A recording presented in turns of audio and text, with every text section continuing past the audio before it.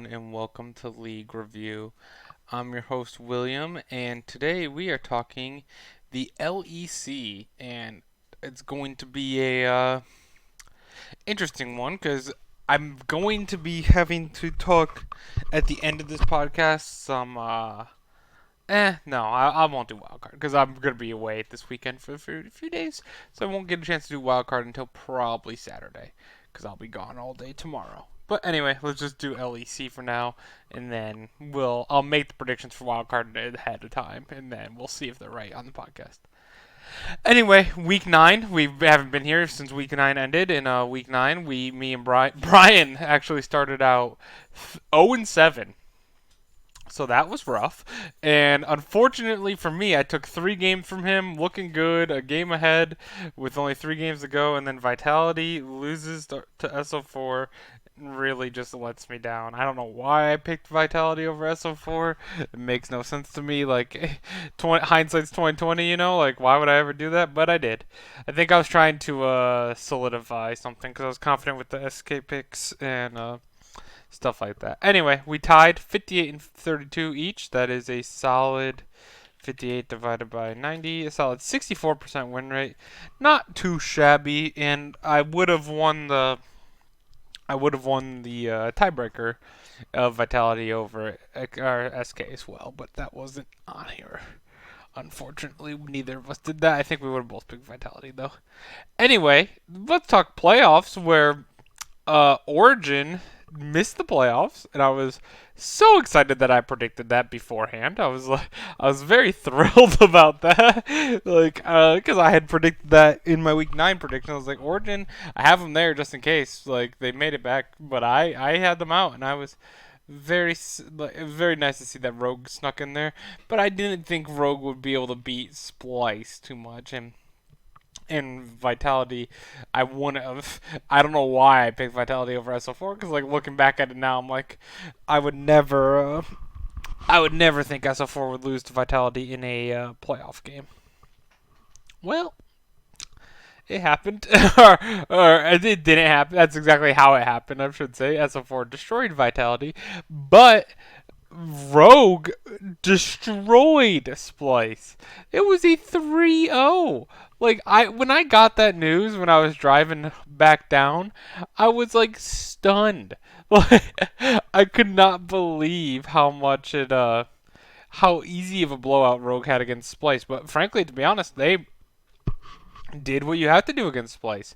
They beat him early. They kept the pressure up, and they did not let any game go to 35 minutes the entire series. I think it was, on average, it was almost as fast as, it was only 5 minutes shorter than G2 over Origin. So they were just blew them out for the entire, all 3 games. I don't even know if a game went over 30 minutes for the 3 game. I don't remember off the top of my head, but there was like a 24-minute game. Like there was really quick series, and that's exactly what you do to beat Splice. And they followed the game plan, and they absolutely deserved it. They looked amazing, and now they are going into they're in the top 4, which is amazing. And the Rogue can beat TSM meme is like, it's real, for real. Let's see. I actually don't even know off the top of my head before I make predictions here. Yeah, so it's Rogue versus SO4 and Fnatic versus G2. That is this week. Yes, duh. I'm like, who's playing each other? No, that's not how Europe works. But yeah, and honestly, it's kind of hard because I want to root hardcore for Rogue because they brought like they brought the Garen Yumi pick out into playoffs, and it worked. It got a win, and then they brought the Kog'Maw out, and like Wulai. I'm like, what in the world? Who is this?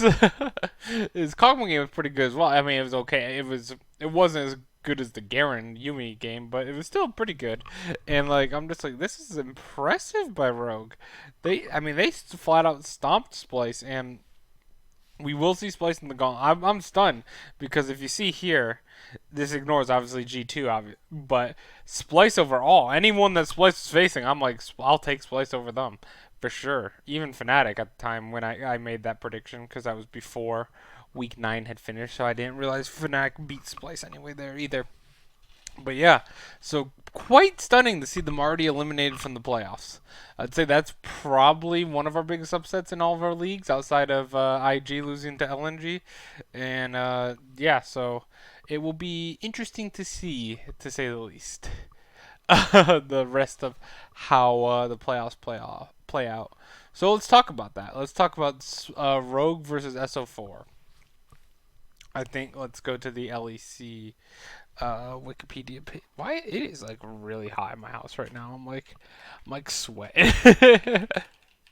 Let's go to the Wikipedia page so we can show you guys the players. So I can go off the top of. So I like to show it while I say the name. So like, because if I just say names like Larson or I'm like, oh, upset on SO4 is gonna do really good. If you're new and you don't know as much about the you don't know upset is the ADC. So I've always liked to start doing this where I show the names on there as well. So it helps. It helps a little bit.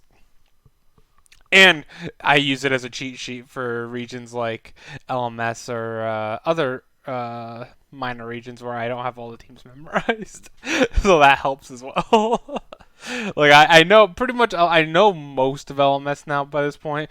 But I do not know any of the minor regions. It still baffles me how I think I'm at my max on my memory capacity of like 5 regions. Trying to do 13 regions and memorize every player on every team. It's like, yikes, this is hard. But maybe over time I'll get better at it. I probably just need a split or two. Anyway, uh, Schalke has Oruwame in top versus Finn, and Finn has been, or yeah, they have Finn and Profit, but Finn is the one that's yeah, I'm like super confused. I was like, wait, is Finn the one that played against? But I'm like lost in thought because yeah, it's Finn. It's Finn. I'm I'm losing it. I'm losing my mind because I'm like, oh, did Finn play or Profit? I didn't remember, but yeah, it's Finn. It's Finn. Larson won MVP of yeah, that makes sense. That makes sense. But let's see. Let me double check so I don't go crazy. Yeah. Okay. Okay. I'm like, yeah. This is I'm like, I watched. This is a Indiana situation where I had to watch highlights before because I was away, so I just was catching up on the highlights now. But yeah, Prophet hasn't played any. I don't think this season. But yeah, Larson is really showing up for Rogue. Like I've been very, very impressed recently with Larson. When he first came up, it was a little. It was kind of like Leader as well, where I was like, I'm not convinced. Like this guy, I know it's EU mids and that's the meme, but like I wasn't convinced with some of his plays, but he's really stepped it up lately. And Woolite, man, like out of nowhere, he's starting to play all these fancy picks with Vander, and I'm glad that they are playing Vander still. Like I know he's their only support. I'm very glad they kept Vander because last split when Vander came in, I'm like, oh wow, this Rogue team is actually has potential. Back when they were like really, really bad. Man, poor SK and Origin. They, I can't believe off of tiebreakers it just went from Vitality to SK, and Vitality barely made that off with a 4-game losing streak to end the season, just to barely survive. Oh man, even Misfits was only a game out of play. A fifth to ninth is a 1-game difference. That's very interesting to think about. Uh, but yeah, let's. I can't believe Splice picked Rogue because technically Vitality would have been the worst team. I don't even know why they get to pick, but that's not what we're here for. Anyway, Schalke has upset. I think even though Woolite, I'm big fan of what Woolite did. I'm even a bigger fan of multiple splits of upset. I really like the upset in Ignar bot lane. I think that Abadange and Larson pretty. It depends on what Abadange shows up. There's been really good Abadange games and really bad Abadange games. So I'm gonna give that one slightly to Larson at the moment, but in my head, I'm really thinking that one's a toss up. Trick is probably I would say better than Inspired. Personally, I think that he's been one of the main reasons why SO4 has been much better compared to last year, where they had Memento on their team. And Otawame versus Finn is also. I'd probably give it to I don't know why, but Finn is really hot right now, so it's tough. It's tough. Rogue definitely have what it takes to pull the upset. Can you imagine Rogue top three? That'd be amazing. That'd be awesome. But I think they have what it takes to pull the upset off.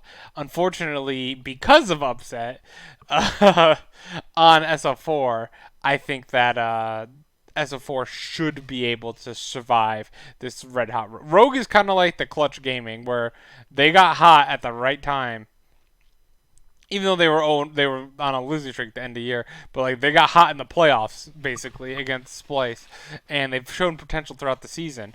But it's starting to gel now, kind of like how Clutch Gaming was, and that rode Clutch Gaming all the way to fourth place. I think it'll be the same with Rogue, and Rogue will ride a solid, respectable fourth place on the split for Rogue. But I think SO4 wins in a 3-1 series. So I'm going to actually just do over here um, SO4 3-1. I do love Rogue, and I will be secretly rooting for them, even though my prediction is SO4. I will be a huge Rogue fan, even if they ruin my prediction. And that's all the competitive games we have this week, guys. So thank you guys for watching. No, then we have G2 versus Fnatic, and you're like, oh, Fnatic's pretty good, and I'm like, yeah, I think Fnatic is about the same level as Team Liquid, like very solid, probably top 10 or near top 10 team in the world. I think that in going toe to toe with Team Liquid, it'd be like a 5-5 type situation, like very close. And yeah, I think. But going back to Europe, they're not facing Team Liquid. They're facing G2, and G2 troll a lot of games. They do troll a lot of games, but I don't think they'll be trolling against Fnatic in the playoffs. I know Fnatic beat G2. They beat them once, and then they lost the second time. But I think the playoffs, G2 is going to be playing quite seriously. Not any of their random Garen tops. You clearly need Yumi to win with Garen now, apparently. I can't believe Garen is a real thing, a real meta pick in professional league. That's not, like, even the bottom leagues, I wouldn't even expect that from. But it's in EU. Like, EU is one of our top three regions. Top two, I would say, honestly. I think EU is better than Korea right now. And, yeah, that's, you have that thriving in a top two region. It's crazy. But I think G2 will totally be fine in this game. I think Wonder should be able to take down Blippo. I think Blippo is awesome, but he's very hot or cold. Like, very hot or cold. So it all is going to really depend on this first game. If Yankos and Broxa is the matchup I am looking forward to the most, just because just the top two junglers in EU by far, and I love it. It's kind of like NA, but on a higher level. Like Smithy and Svenskaren, like Jankos and Broxa are like both at a better level than them, but in the same sense that they're two best junglers in the region going at it, and that's always very exciting to see who's able to shut down the other, because usually on top teams like this, the jungler is one of the big reasons why these teams are winning games, and they're affecting the pace of play. And if you can shut them down early, you can really affect the rest of the team. I don't. I think Cap should be able to handle Nemesis decently well as long as Craps doesn't show up, but Claps definitely show up. And then I think. I mean, this is a very exciting series. I think all of the Fnatic is pretty much Team Two. What was it? Was G2 was all Team One, and like 3 or 4 Fnatic players for Team Two. So it's quite a stacked roster going against a stacked roster. Unfortunately, for Fnatic fans, I think G2 is way too stacked. Like, not only are they some of the best players in Europe, you can argue that Yankos right now is one of the best junglers in the world, I would say. Same with Caps, possibly. That one's tougher because there's a lot of good mid laners with Doinby and Knight. I think Knight is probably the best mid laner in the world. Faker right now, and just his like revival and just this in this playoffs right now is insane. But yeah, Caps is definitely up there. And then Perks and Mickey have just been fantastic bot lane throughout this. So I'm gonna go G2 with a solid 3-0 over Fnatic. I'm sorry, Fnatic. I've actually started to like Fnatic a lot more than I used to, and like I feel bad giving them the 3-0, but I see them as about as good as Team Liquid, and that's what I would give Team Liquid against G2. So it's kind of how it is right now. I think G2 and some of the China teams are the biggest threats to anyone at Worlds this year, and possibly SKT if they keep up this hot streak. But yeah, so those are the predictions for that for LEC. When is the gauntlet for LEC? It looks like it is September 13th. Interesting. Origin does make the gauntlet. They will be facing Splice in the first round, and that means Rogue is actually going to be in the gauntlet, isn't it? Yeah, they are. They're at 40 points right now. If they lose, one of them, whoever loses, Origin and Splice are actually gonna move up in the.